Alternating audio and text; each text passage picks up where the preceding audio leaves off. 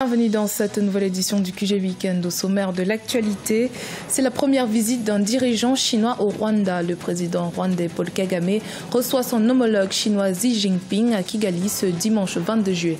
À l'ordre du jour de cette visite de 48 heures, le renforcement de la coopération bilatérale entre les deux nations.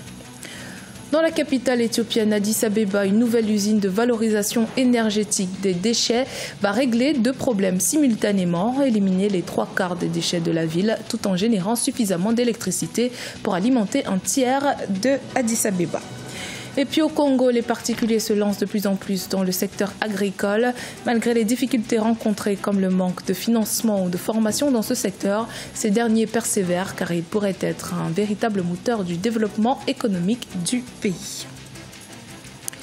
Renforcer les liens entre la Chine et le Rwanda, tel sera l'un des objectifs de la visite du président chinois Xi Jinping à Kigali ces 22 et 23 juillet 2018. Une nouvelle étape dans le cadre de la coopération sino-rwandaise qui intervient un peu plus d'un an après la visite du président Kagame en Chine. Marcel Farba-Maron. Le président de la République populaire de Chine, Xi Jinping, entame ce dimanche une visite officielle de 2 jours au Rwanda sur invitation de son homologue Paul Kagame. Avant ce voyage historique, le chef de l'État rwandais s'était d'abord rendu en Chine en mars 2017, puis avait reçu le ministre chinois des Affaires étrangères Wang Yi au village Urugwiro de Kigali. La visite du président Xi Jinping au Rwanda est donc la preuve que les deux pays sont prêts à renforcer leurs relations pour atteindre leurs objectifs communs de développement. La taille de la population, le niveau de développement, la gestion d'une si grande population et le développement à ce niveau sont très impressionnants. La dernière fois que j'ai visité la Chine, c'était en mars 2017. J'étais heureux d'être reçu par le président Xi Jinping. Nous avons eu des discussions très enrichissantes. Depuis lors, j'ai tenu à l'inviter à mon tour et nous sommes très heureux qu'il ait répondu positivement à notre invitation. La Chine et le Rwanda entretiennent des relations bilatérales chaleureuses qui ne se limitent pas qu'au domaine économique, puisqu'ils continuent à coopérer dans différents secteurs tels que la santé, l'éducation, l'agriculture ainsi que les infrastructures. Nous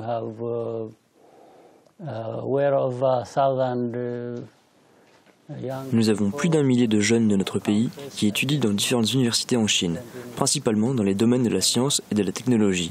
Et cette croissance se poursuit. Il en est de même pour l'agriculture et d'autres secteurs qui ne cessent de croître.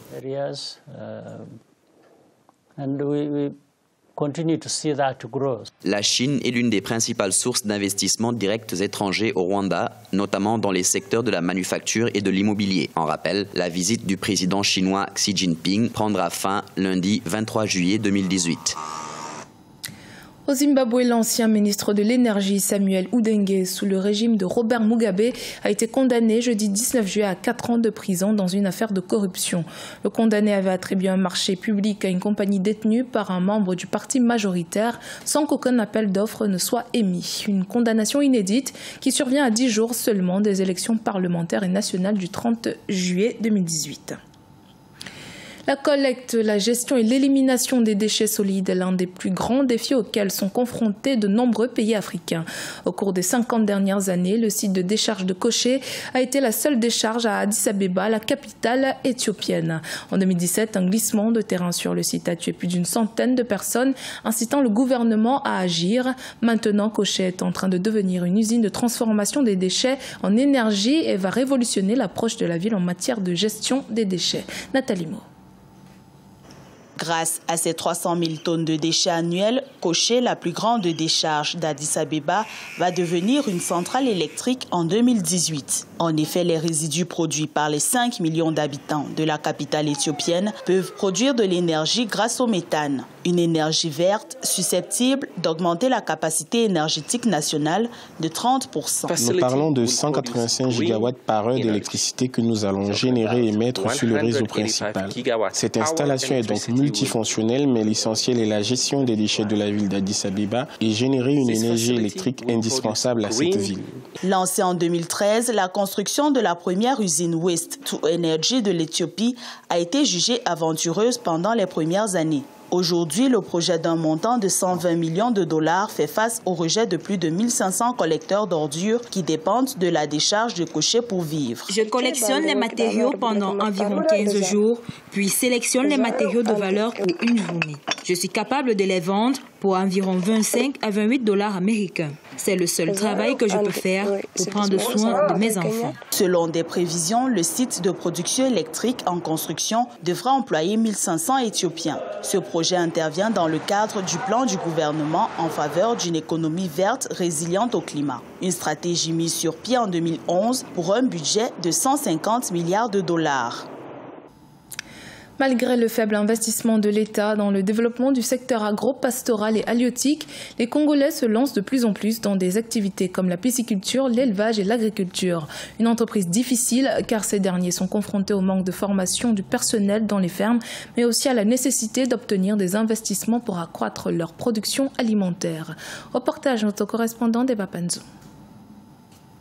Dans le village de Ngania, situé à 397 km au nord de Brazzaville, un particulier a installé un verger, des étangs, un cheptel bovin, une porcherie, une bergerie et même des dindes.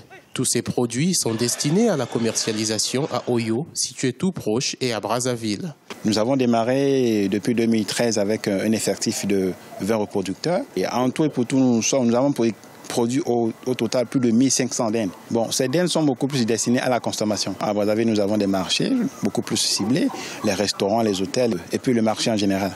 Malgré la volonté de l'initiateur d'étendre sa ferme et son verger, celle-ci se heurte à la nécessité de trouver des investisseurs intéressés par ce projet qui s'est inspiré du modèle de Sangaï au Bénin. Du côté du gouvernement, l'élaboration d'une politique agropastorale et halieutique est la réponse idoine face à tous les maux qui minent ce secteur. L'assistance des petits et moyens producteurs agricoles, pastoraux et halieutiques à travers des structures publiques appelées agences de développement ont pour mission d'assurer l'accès de ces opérateurs au financement et ainsi on pourra les amener à se développer davantage.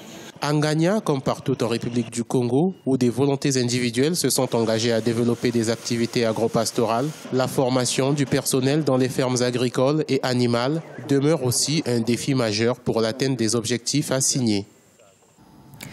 Au Gabon, le gouvernement veut limiter les importations de certaines denrées alimentaires. Les autorités veulent ainsi assurer l'autosuffisance alimentaire de la population, estimant environ 1,8 million d'habitants. Corinne Kamse.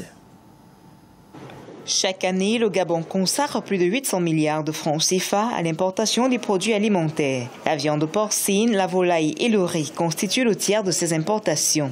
Des statistiques qui inquiètent le gouvernement qui a décidé de s'activer pour booster la production locale. Nous sommes actuellement en train de mettre en place des programmes qui devraient porter leurs fruits assez rapidement pour pouvoir développer une filière porcine qui soit dynamique et qui agglomère l'ensemble des petits producteurs du pays. Ils travailleront avec un opérateur économique qui assure à la fois l'abattage, la conservation, la transformation et la commercialisation. Une dynamique qui va aussi s'appliquer pour la volaille et le riz, reconnus pour avoir des cycles de production assez courts. Pour le ministre de l'Agriculture et de l'Élevage, il est surtout question de convaincre les investisseurs et bailleurs de fonds avec un cadre législatif et réglementaire plus incitatif et attractif. Le grand potentiel est là. Tout est encore vierge au Gabon. Le Gabon n'a pratiquement pas démarré ou exploité tout son potentiel. On a du potentiel foncier. Il faudra former des éleveurs. Il faudra trouver le matériel même, c'est-à-dire les semences. Avec une population estimée à environ 1,8 million d'habitants, le Gabon pourrait aisément assurer son autosuffisance alimentaire. Certains observateurs estiment que la politique d'emploi du Gabon devrait inciter la jeunesse à s'intéresser davantage aux métiers agro-pastoraux. C'était le journal de la rédaction. Merci de votre fidélité. Dans un instant, une nouvelle édition de l'actualité sur Africa 24.